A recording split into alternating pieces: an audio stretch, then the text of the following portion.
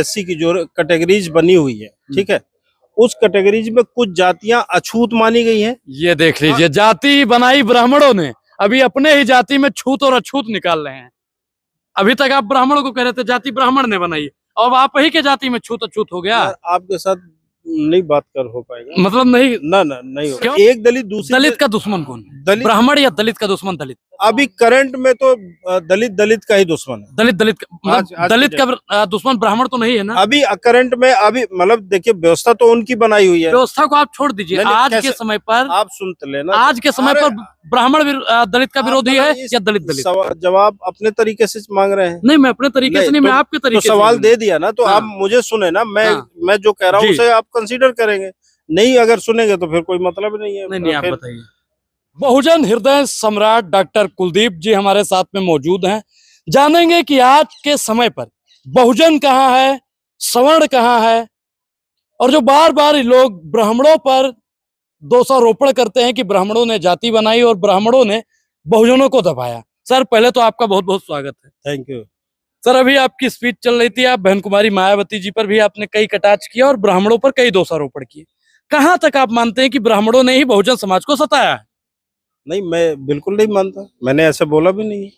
ब्राह्मण को मानते हैं ना कि ब्राह्मण नहीं सताया है ना बहुजनों को? मैं सिर्फ आपको ये कह रहा हूँ कि जो डिवीजन है, जैसे अभी वो सर क्वेश्चन कर रहे थे कि बट रहा है, तो एक्चुअली बट तो जातियां रही है ना, तो जातियां, देखिए फिर जाति पर आ गए। जाति किसने बनाई? सुने, तो जातियां बनाने का श्रेय तो ब्राह्मणों को जाता है ना। कैसे, आप बताइए। जो जैसे मनुस्मृति में वर्णाश्रम व्यवस्था करते हैं। मनुस्मृति किसने लिखा? आप तो प्रोफेसर है महाराज। तो मनु है, मनु ब्राह्मण थे, तो ओझा थे, तिवारी थे, दुबे थे, शुक्ला थे, पांडे थे। बोले नहीं, आप बताइए ना, इस तरह से आप गूगल कीजिए, मनु की जाति निकालिए। आप सुने तो सही, मनु किस जाति के थे, मुझे उस जाति जाननी है। आप सुनने की कोशिश करेंगे तो मैं बताऊंगा। बिल्कुल। या आपको अपनी ही बात? नहीं, आप बोलिए, आप बोलिए, नहीं तो आप कहेंगे कि ब्राह्मण होके हमारा शोषण कर रहे हो। सुनने की तो थोड़ा धैर्य भी तो रखो ना। मतलब मान लिया कि आप पत्रकार हैं, बड़े पत्रकार हैं, डॉक्टर साहब आप बोलिए, डॉक्टर साहब थोड़ा सा 2 मिनट टाइम तो दो जी।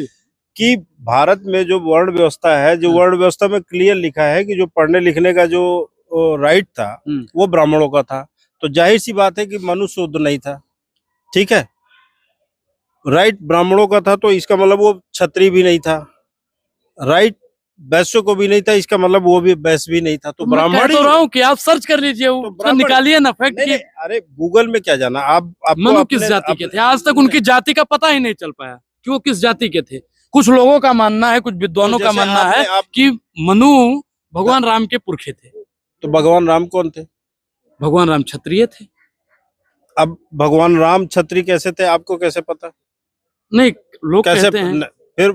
फिर लोग कहते हैं, तो मैं भी तो लोग हूँ ना, मैं भी कह रहा हूँ, तो मेरी नहीं तो मेरी बात मानिए ना। अच्छा, एक चीज बताइए, भगवत गीता में श्री कृष्ण ने स्पष्ट किया है 4थे अध्याय में कि जातियां मैंने बनाई है। जो नरेशन पॉपुलर चल रहा है, मैं उसके आधार पे ये बातें कह रहा हूँ, है ना।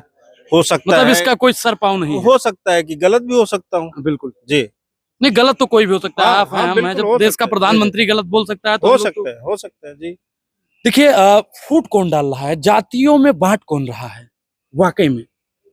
देखिए, जातियां तो बन चुकी हैं, जाति को खत्म कैसे किया जाए? खत्म तो है, डॉक्टर अम्बेडकर ने जो बेस्ट सोल्यूशन दिया है कि आप पहले तो एक गेट टुगेदर करिए, खाने पीने से संबंध चालू करिए, फिर धीरे धीरे जब आपके मन और विचार मिलने लगे तो फिर आप धीरे धीरे समाज को शादी ब्याह में भी जोड़ सकते हैं, रोटी बेटी का कनेक्शन कर सकते हैं। लेकिन सर, आपने अभी देखा होगा कि लोटा छूने के नाम पे दलितों को मार दिया जाता है। खेत में अगर वो शौचालय चला गया तो उसको मार दिया जाता है, अगर वो मूछ रख लेता है तो उसके मार दिया जाता है, घोड़ी पर बैठ जाता है तो मार दिया जाता है। आपको क्या लगता है कि रोटी और बेटी का रिश्ता हो पाएगा?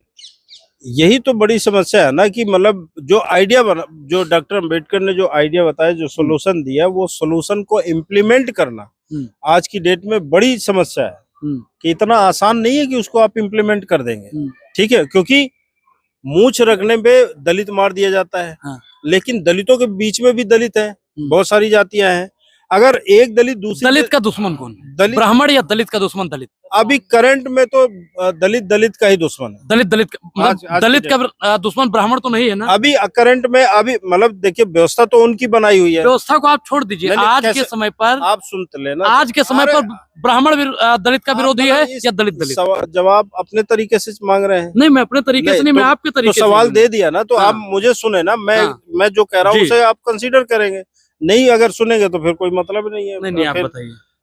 दलितों का जो पहला है ना कि कई स्टेज पे लड़ाई लड़ी जाती है कि जैसे आप पहलवानी करते हैं तो एक बार की जो फाइनल अखाड़े में नहीं उतर जाते हैं। पहले घर में थोड़ा खाते पीते हो, शरीर बनाते हो, प्रैक्टिस करते हो, फिर इसके बाद आप जाते हो। तो यहाँ पर ये है कि उसी तरह का समाज है कि समाज कई लेवल पर लड़ रहा है कि अभी हम तो ब्राह्मण के साथ मतलब लड़ाई लड़ने के मूड सोचो, हम उस सोच में भी नहीं जा रहे कि आप 85% है, 3% से लड़ाई लड़ेंगे आप। सुन तो ले कि हम उनसे कन्फ्रंट कर लेंगे। तो पहली लड़ाई है आप विद इन द ग्रुप होगा, ठीक है। उसके बाहर आज जब आप जाएंगे तो फिर इसके बाद देखेंगे फिर कौन दुश्मन है या फिर कौन सा आदमी है जिसने ये सारी चीजें की है। तो जैसे दलितों के बीच में, स्पेशली जो महादलितों के बीच में जो पहली लड़ाई है वो तो दलित और महादलित क्या ही थोड़ा समझाइए। जो दलित कौन है और महादलित? अब मैं बता रहा हूँ, उसमें जैसे एससी की जो कैटेगरीज बनी हुई है, ठीक है, उस कैटेगरीज में कुछ जातियां अछूत मानी गई हैं। ये देख लीजिए, जाति बनाई ब्राह्मणों ने, अभी अपने ही जाति में छूत और अछूत निकाल रहे हैं।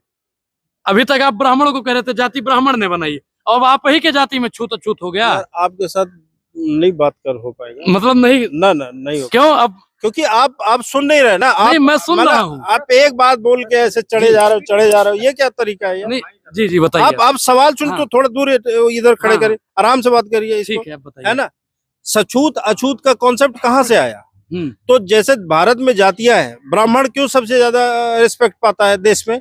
क्यों रिस्पेक्ट, आप बताओ क्यों? नहीं आप बताइए ना। आप ब्राह्मण है, ब्राह्मण पढ़ा लिखा है, आगे बढ़ रहा है। तो मैं भी पढ़ा लिखा हूँ, तो मुझे वो सेम रिगार्ड मिले। बिल्कुल, आप मंदिर में जाके बैठिए। हम तो कह रहे हैं कि आपकी आबादी 85% है, आप एक मंदिर खोलिए, वहाँ पे जाइए, घंटा बजाइए और फिर अपने पूरे समाज को अपने मंदिर में लेकर जाइए। मंदिर अपने लिए बनाओ और आप हमारे पैसे से मंदिर बनाओ के फिर उसी का चढ़ावा खाओगे, ये कौन सा तरीका? अभी आप बता रहे हैं कि दलितों को अछूत समझा गया। जब अछूत समझा जाता तो आपके पैसों का तो आप पहले सुनने की तो बात करें कि जब आप इतनी बड़ी सोसाइटी, इतना बड़ा चीजें हैं, तो उसमें कई लेवल पर कॉम्प्लेक्स है कि कुछ जातियां अछूत बनाई, ये ब्राह्मणवादी व्यवस्था ने बनाई है, ये हमने नहीं बनाई। सर मैंने वो चीज मान लिया, और वो मनुस्मृति में बकायदा लिखा है, उसमें लिखा है कि कौन कौन सी जातियां, अगर आप ब्राह्मण है तो आप वेदों को सबको पढ़ा ही होगा, हमने तो नहीं पढ़ा है, लेकिन मनुस्मृति हमने पढ़ा है। मनुस्मृति में लिखा है कि कौन कौन सी जातियां, इनसे दूर बात नहीं करना चाहिए, इनका नहीं। लेकिन बाद में जो चीजें बदलती चली गई, व्यवस्था और रिफाइंड हुई, तो फिर उसमें जातियां हो गई कि कौन सी जातियां अछूत है विद इन द दलित, कौन सी सछूत है। सछूत का मतलब वो है कि वो कौन सा दलित है जो ठाकुर साहब के किचन तक पहुंच सकता है। पंडित जी के किचन जब नहीं पता तो फिर आपको पता करना चाहिए ना। तो आप वहां तक पहुंच गए। तो जैसे मान लीजिए चमार है, चमार का जो पेशा है वो कौन सा पेशा है? वो जो है मतलब गंदगी नहीं साफ करता, वो मरे जानवर उठाता है, लेकिन उसका मतलब सारे चमार तो नहीं मरे जानवर उठाते, पूरी सोसाइटी तो नहीं लगी। तो वो कहीं तक वो जो उनको दिया गया कि आप मेरा खेती कर देना, मेरा ये कर देना, तो जो बट के उसके पास जाता है तो वो उसके आंगन में जाके रखाता है, छत में रखाता है, तो कहीं ना कहीं उसकी एंट्री तो है ना। लेकिन जो बाकी जो समाज है वो उस लेवल पे उसको एंट्री नहीं है, ठीक है। तो उन्हें कहते हैं तुम लोग बस बाहर। सर अब मैं बोलूंगा जो आपने बताया वो ठीक है, लेकिन जब आपके जैसे आप वाल्मीकि समाज से हैं, वाल्मीकि समाज में भी कई जाति, कैसे पता आपको? नहीं, जैसे मान लीजिए एक मिनट के लिए सुनिए तो। कैसे पता आपको? चलिए ठीक है, मान लीजिए कोई वाल्मीकि समाज से है, ठीक, और उस समाज में भी कई जातियां हैं, तो मतलब आप लोग आपस में भी भेदभाव होता है ना। वही तो आप अभी समझा रहे थे। मैं वही कह रहा हूँ कि अब जब चीजें क्लियर हो रही है, चीजें समझ में आ रही है, तो लोग एक दूसरे से जुड़ रहे हैं, वो जो दूरियां हैं वो कम हो रही है। जाति को कैसे खत्म किया जाए वो सारा मुद्दा छोड़िए, जाति का सीधा सा मतलब है कि जब तक जो है मतलब हम रोटी बेटी के संबंध में नहीं जुड़ेंगे और जब तक हम जो ये कास्टिस्ट जो अप्रोचेज है, जो जातियों का जो संकल्पना वाला समाज है, उसको जब तक हम काउंटर नहीं करेंगे तब तक तो हम नया समाज नहीं बना सकते ना। तो हमको क्या करना है कि उसको काउंटर भी करना है, कि हमको ब्राह्मणों को भी दोष नहीं देना, किसी को नहीं देना, हमें एक और बेहतर समाज बनाना है। उस समाज बनाने के लिए हमें कोशिश करना चाहिए, एक दूसरे से जुड़ने की कोशिश करना चाहिए। और जो जाति का कॉन्सेप्ट है ना, कि एक अननोन फियर है, कि जैसे ही आप जात पता चल जाता है ना, तो आपके दिमाग में एक खास तरह का माइंडसेट बन जाता है कि अच्छा ये पर्टिकुलर जात है, तो आप मन ही मन उसके खिलाफ कुछ कुछ सोचने लगते हैं। लेकिन मान लीजिए कि ये ब्राह्मण है, तो आपका अप्रोच दूसरा हो जाता है। तो जब तक जातियां नहीं हटेगी तो फिर कैसे होगा? तो जातियां हटाने के लिए तो सबसे पहला है पढ़ना लिखना, लॉजिकल होना, साइंटिफिक टेम्परामेंट हमारे पास होना, ठीक है, और आडंबरों से दूर रहना।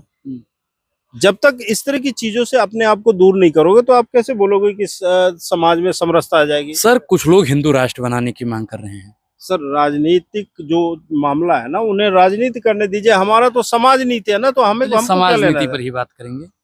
समाज हो गया सर, मैं निकल रहा हूँ सर। नहीं, 2 मिनट नहीं, हो गया।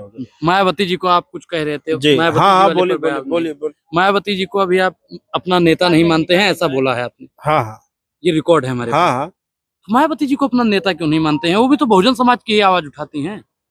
मायावती बहुजन की नेता है ना, हाँ। तो उनका काम देख लीजिए। कांसीराम के असर्शन के बाद से मायावती का काम देख लीजिए कि बहुजन के नाम पे उन्होंने किसके लिए काम किया, बहुजन के नाम पे किसके लिए काम किया। पहले ये आपको रिकॉर्ड डेटा आपके पास हो जाना चाहिए कि हमने क्यों नहीं माना उनको नेता।